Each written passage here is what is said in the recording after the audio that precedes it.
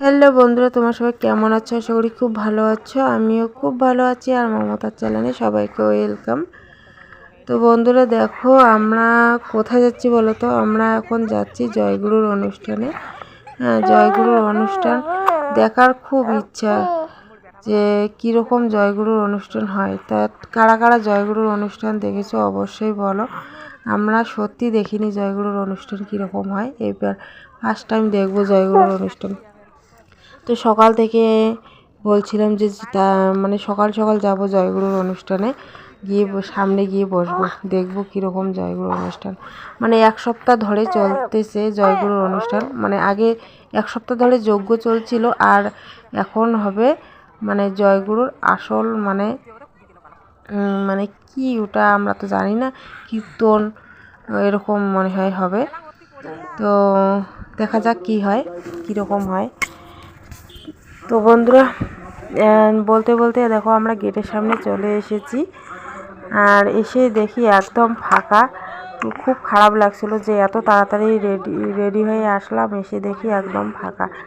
তো কেউ নেই, সবাই হয়তো চলে গিয়েছে জয়গুরুকে আনতে। তো আমরা ভাবছিলাম যে এতক্ষণেই মনে হয় চালু হয়ে গিয়েছে, তাই এসে দেখি একদম ফাঁকা। তো ওরাও চলে আসবে, আর আমার ছেলের বায়না ধরেছে যে তাকে বেলুন লাগবে। তো আমরা বেশি দেরি না করে বললাম যে গিয়ে জায়গা ধর, যখন জয়গুরু আসবে কিন্তু জায়গা পাবো না, খুব ভিড় হয়ে যাবে। তো মাকে বললাম যে তুই গিয়ে জায়গা ধর, আমরা যে বেলুনটা নিয়ে আসছি। তো বৌদি আর আমি গিয়ে বেলুনটা নিয়ে আসলাম।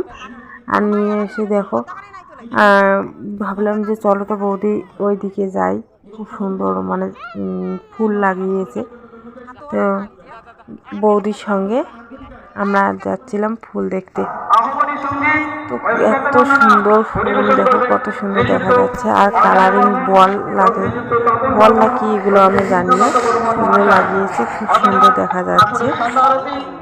আর সামনে পর্দা দেখো, জয়গুরু যে পট আছে তাকে পর্দা দিয়ে ঢেকে রেখেছে। যখন আসবে, আসার পর আরতি হবে, আরতির পর ওটা পর্দাটা নাকি সরিয়ে দেবে। তো বন্ধুরা পুরো ভিডিওটা দেখতে থাকো কীরকম লাগে।